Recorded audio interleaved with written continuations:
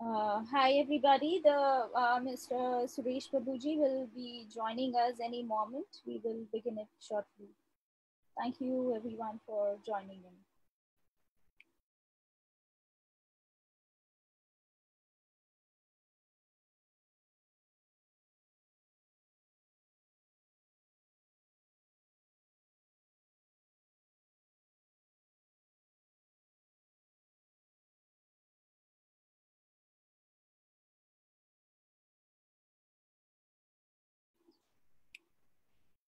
Hello.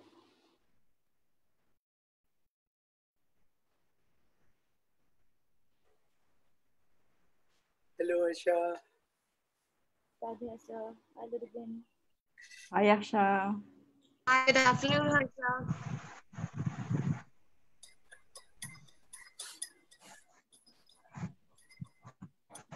Please speak, sir.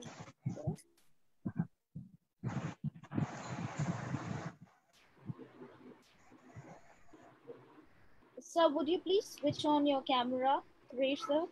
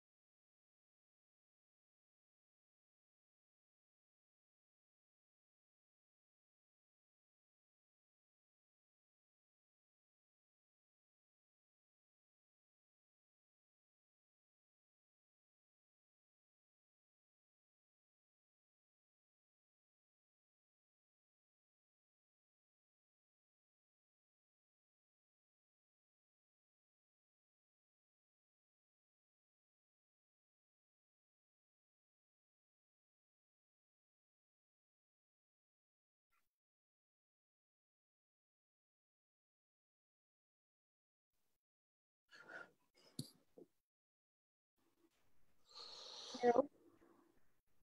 Good afternoon, sir. Good afternoon, sir. Thank you for joining us. I hope we are audible and technically sound. Yeah, I can hear. Okay. So thank you everyone for joining in. We have Shri Suresh Prabhu ji, who is a seasoned politician for more than 3 decades. He has held Ministry of Aviation, Railways, Commerce and Industry, Power, Fertilizers and Chemicals, Environment and Forest and Industry, and is presently a G20, India's Sherpa to G20 and G7, and a Member of Parliament from Andhra Pradesh.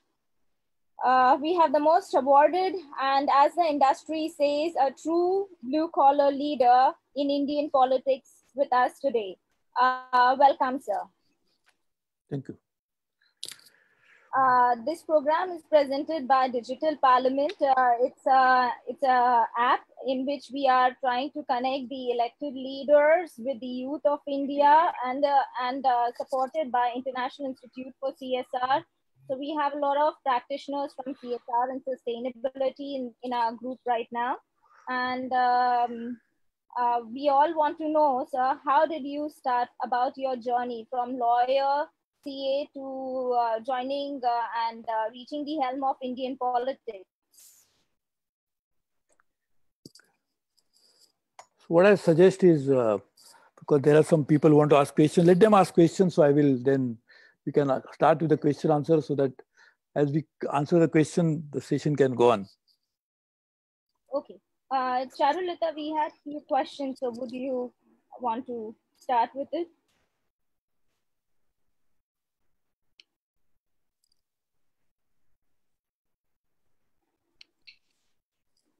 Yes, ma'am. We have Ayushi Singhal with us. She's from Miranda House and she would be asking a question. So, Ayushi, can you switch on your camera?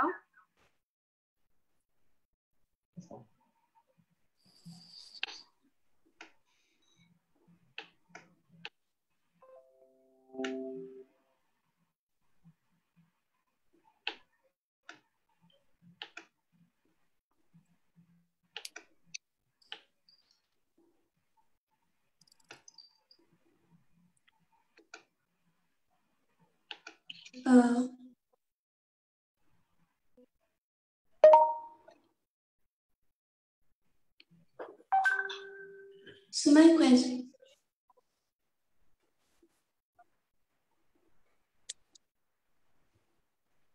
We can't hear you, Ayushi. Charulata, why don't you ask on behalf?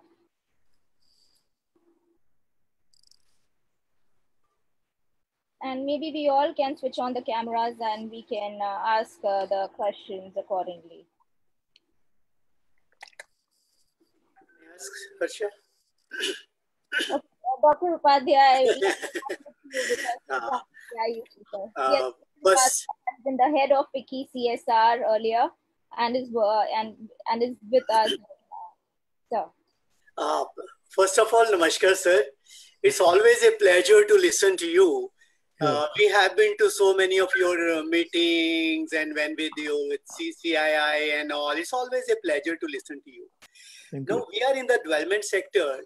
And in development sector, with this COVID and pandemic and all, we are a little confused now. The way we used to talk about development sector, we come with the heart, we use our mind, we try to do good for the society.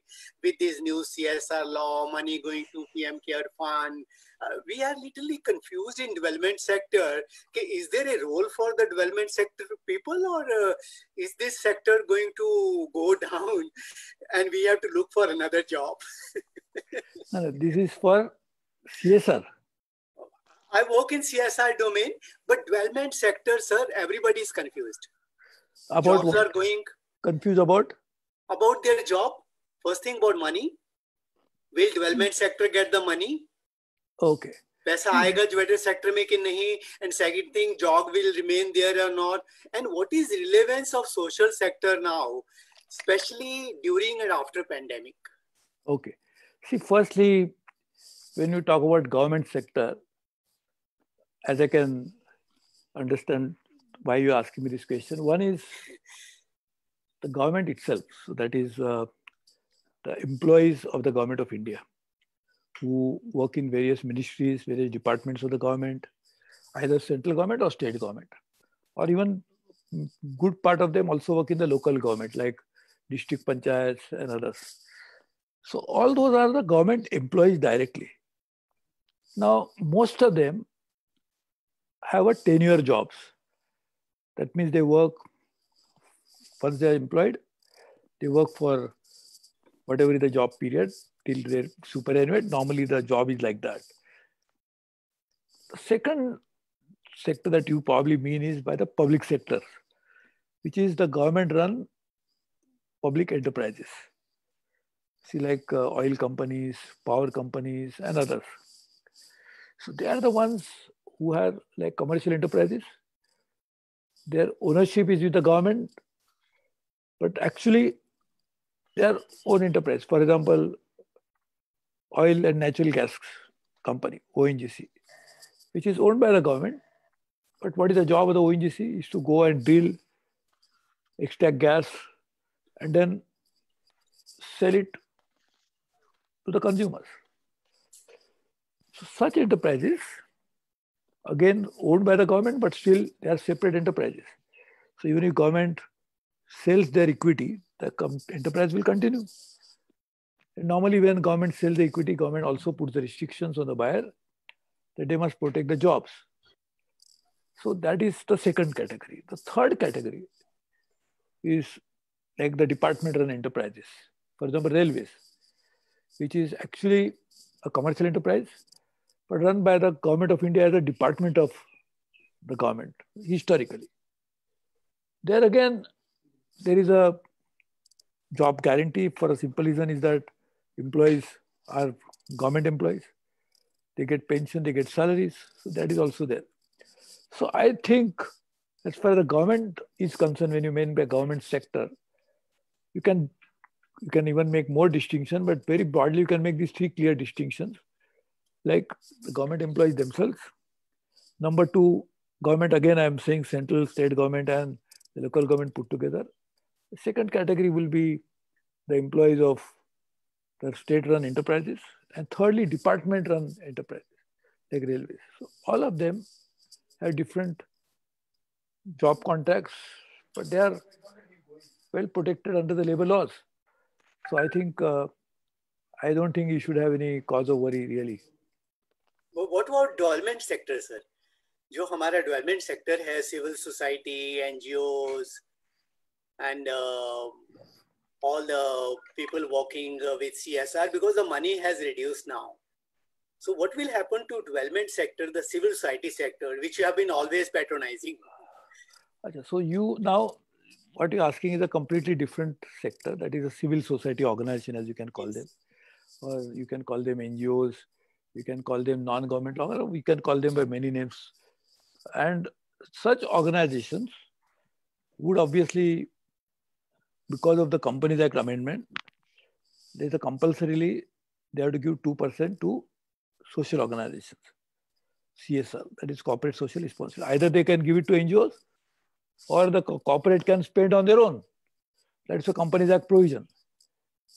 Now, because of a very unusual situation in the country today, wherein Corona has become such a all-pervasive and such a dangerous pandemic, that the money that was reserved for CSR is now being transferred to various uses, particularly to deal with pandemic.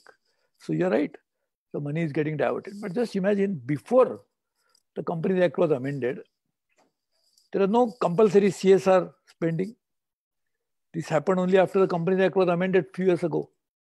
So before that also there was a companies to do CSR because they wanted to do CSR as a good corporate citizen.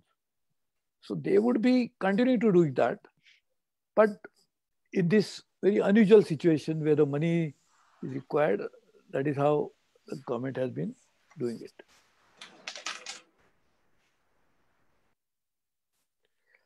Yes, sir. Yeah, please. Anybody else wants to ask question? Sir, you have been very active in towards addressing youth-related questions.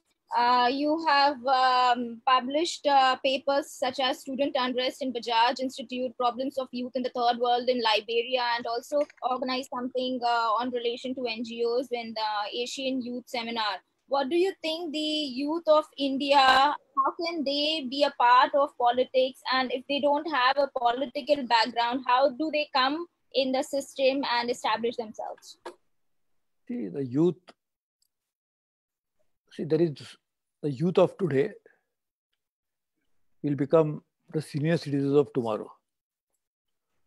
So youth is a transitory phase. But what youth has in them is a vigor, dynamism, physical capabilities, also idealism to do something good for the society. And they are going to be citizens of the country for a much longer period than the senior citizens are. So senior citizens like me are on the way out, where the youth is going to take over the reins of the country and the society in the years to come. So youth or other citizens have an equal stake in the society and the country. They have to run the country for their own good, and there is nothing like country is different than the society. People constitute society. Society ultimately, in a particular geographical boundary, sharing culture, they become citizens of a particular nation. And all of them have something in common. So youth of India, particularly, are very lucky that they have a rich heritage, they have great history, and at the same time, the past will guide them, but the future can be shaped by them. So many countries, the people, the youth, are not so lucky to have such a rich heritage and history. They have great culture, very rich culture.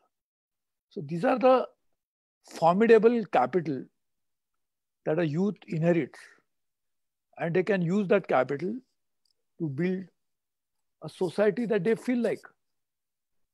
They can build a future which they feel should be in a particular manner. So the combined youth of India can shape the future of the country in a manner they feel it is appropriate. So I think youth of India is the real strength of India.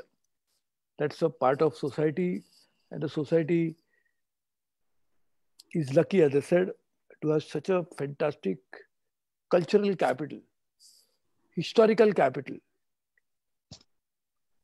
the rich heritage, such great historical figures from whom we can draw inspiration. Not all the countries can claim to have that.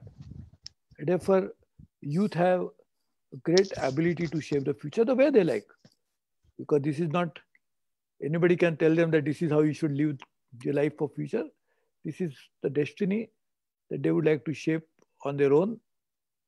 And I think they must have the ability to do that. So the freedom of shaping a future will come because of economic opportunities, because of education, because of training.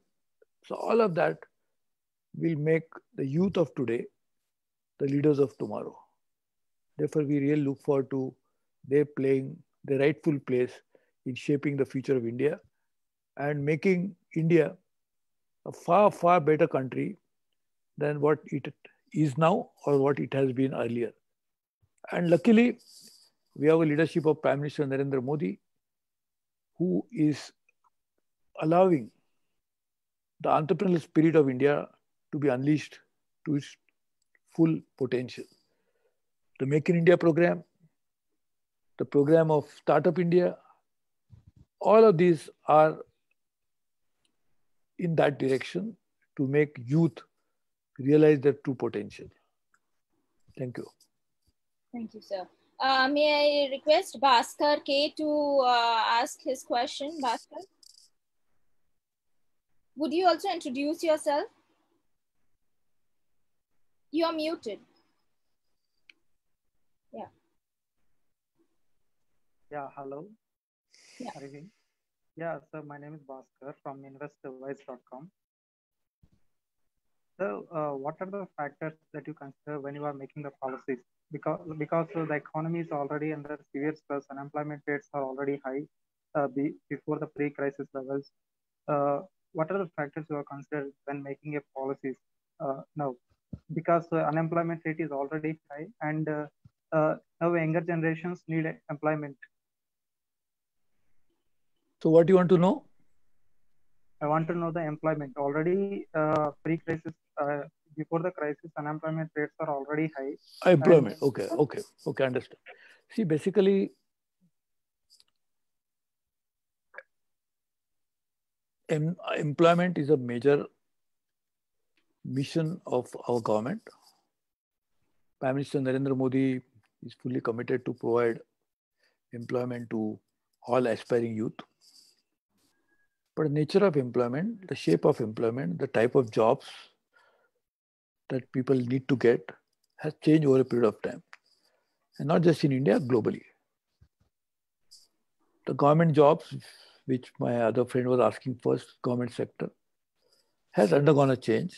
And all taxpayers, and you are going to be a taxpayer soon, if you are not already a taxpayer, you are actually a taxpayer because all people in India, they pay taxes because they buy something on which they pay GST.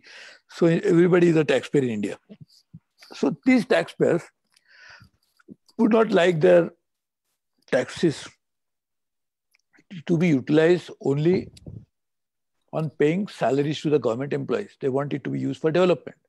So therefore, on one hand, the taxpayer feels that I should not be paying too much of my taxes in paying salaries to the government employees. On the other hand, the youth will feel that they should get a government job. So we have to make a balance between the two. We have to ensure that enough people get jobs in the government, but at the same time, the only entire taxpayers' money should not be spent on salaries, because then how will you construct roads? How will you construct bridges? How will you construct power plants? How will you provide healthcare facilities? How will you provide education facilities? So all of that also needs money, and that money will come from taxpayers' money ultimately. So taxpayers' money has to be utilized judiciously for creating employment in the government, as well as providing welfare facilities and creating infrastructure. But government also works on providing job opportunities for the youth in other sectors. That is, in private sector, by allowing more investment to come into the country. More investment comes, more job opportunities will be created. Also, the new phenomena, which I just mentioned about Startup India, that Prime Minister Modi and government would like to make employment also be created as self-employment. People should be doing on their own, like it is happening in many other parts of the world. And if you become entrepreneur by starting your own venture, that is Startup India, you don't have to worry for government job or private job. You are on your own, and you can also provide job to others. To make that entrepreneurship possible, there are many government schemes and programs which allows a youth to be self-employed. And that is another way of reducing unemployment, because when people get job, they will be finding it. To also become entrepreneur, there is another program, is Skilling India program. So when you skill people, then they can get jobs on their own. And if you're a skilled person, then either you can get a job or you can be self-professional. And to do all that, the skilling is a very important aspect, not just in India, but globally. In fact, the challenge of the world is, out of 7.6 billion people, how do you make everybody a skilled person? And therefore, another program that the government of India has launched is Skilling Program. So all put together, there will be employment, job, and self-employment opportunities, which should be used by all the youth of the country. Sir, I have another doubt in MSM. Yeah.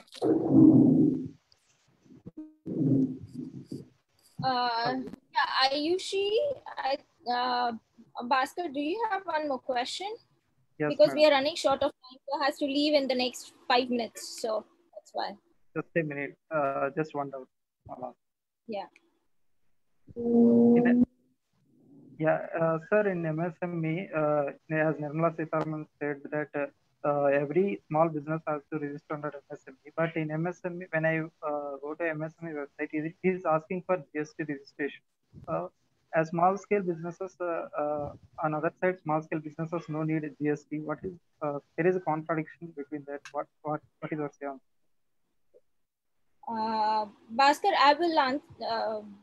Can we take this later? We have Ayushi also asking a question. Ayushi and 2 other questions in. Okay. So Ayushi, would you like to come forth? And we have Anurag next. Good afternoon, sir. I'm Charulata and I'm asking on the behalf of Ayushi. So my question is, including USA, what is the role that platforms like G20 and G7 can play for India's interest? Your voice was cracking. Can somebody else repeat the question? Because I think where you are, I think the voice was bouncing. Please, can I repeat the question? Yeah. Or somebody else can repeat who is not. I think probably you are sitting in a place where the sound is not coming properly for me, at least for me. In the present scenario, what is the role of G7 and G20? How important can they play? Okay. So, basically, what's your name? This young girl, I'm very impressed that you're asking. Charulata. So, Charulata, I'm very impressed with. I'm asking on the behalf of Ayushi. No. You're Charulata, right? Yes. Yeah.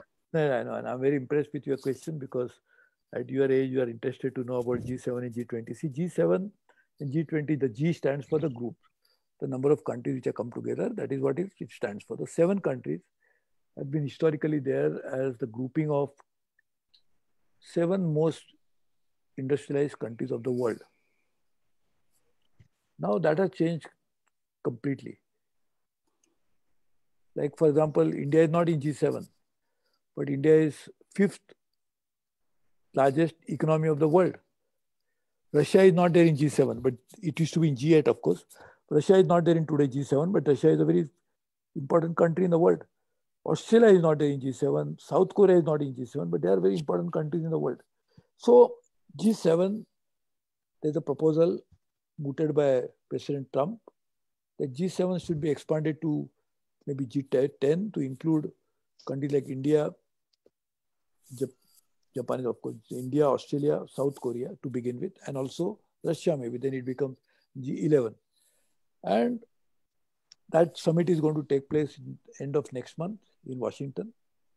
The last summit, though we are not formally member of G7, India was invited, Prime Minister Modi was invited, and he participated in that program in France, in Biarritz. I was also there as a Sherpa of Prime Minister Modi. G20 is 20 countries of the world, which together constitute 86% of the global GDP. G20 presidency, first time India will have it in 2022. This year, the G20 presidency is with Saudi Arabia. Last year, it was with Japan. And next year, in 2021, it will be with Italy. So from Italy, we'll take over. India becomes part of a troika, which is normally done to ensure continuity. Troika is country which is just hosted the summit. So next end of this year will be Saudi Arabia. The other member of the troika would be the country which is going to taking over from that country, that is Italy. And the other member of troika is India, who is going to be taking over presidency from Italy. And India will be continue to be part of that troika because we'll be handing over to maybe Indonesia. So we'll continue to be a troika. So troika is also a very important element of G20. G20 discusses many global issues concerning humanity, society, world. And this is how it happens. So I'm very happy that you asked me this question. I would request a last question because I have to go back to the parliament. I just came back to keep my commitment to do this program, but there is a parliamentary committee going on and I have to go back to the parliament. So I'll request you to ask the last question. Okay. So I believe Astha Rathi, would you come forward, or Rini, whoever is here? Greetings for the day, sir. Anwar, you want to ask the question? Please, yeah. Yeah, greetings for the day, sir. I'm Asa. So my question for you is that being a part of Indian International Movement for Uniting Nations, on what values do the team, like you and your team, is working, and how much successful you and your team have been? Okay, what is the question? Can the host, can you tell me what is the question? Asa, would you consider being a member of IIMUN, on what values does the team unite countries and how much successful they have been? Who's successful? The how much successful has IIMUN been? IMO. What? IIMUN. Hello? What? International Model United Nations. International Monetary Fund. Model United Nations. No, it's Indian International Movement for Uniting Nations. You are the member of Board of Advisors. Okay. So Model United Nations. Yes. Okay. See, basically, you cannot judge the success of any initiative, organization, or activity, particularly like this, by having some parameters. These are the organizations which try to create awareness, involve people, and they play a very useful role. So I am very sure that such activities go a long way in seeding in the minds of people. So the values for which these organizations stand for. United Nations is an idea, but it is now also an organization. But United Nations is based in New York, in USA. There are many organs of United Nations which are based in different parts of the world. But even then, they are not in each and every country and not in each and every house. But they are meant to be serving the humanity, the society, the world community. So how would you do that? To do that, these ideals of such organizations must be taken out from just a small little office of those organizations to the people of the world. And that is the role that such organizations play, like that you mentioned. So the success will depend upon how well these ideas are accepted by the people. Now, how do you judge that? There is no fixed parameter to judge it. But I am very sure that such organizations play a very, very useful role. And particularly, there are some youth, the young boys and girls who work in such organizations are so dedicated, so motivated. And if you can imbibe some of those values on their mind, that's the success of such organizations. So I think I would feel they have really succeeded. They've done a great job. But I'm sure you can do a better job by joining them and taking those ideas forward. I think that's the best way to ensure that we make them successful even more than what they are today. By joining, working with them, ensuring that such organizations will serve the purpose of the organization, which ideals such volunteer organizations are trying to take it forward. So I really appreciate this opportunity. I really thank you for this. I just getting a message, I have to rush back, but I really appreciate talking to all of you. Thank you very much. Sir, may we have a group picture, please?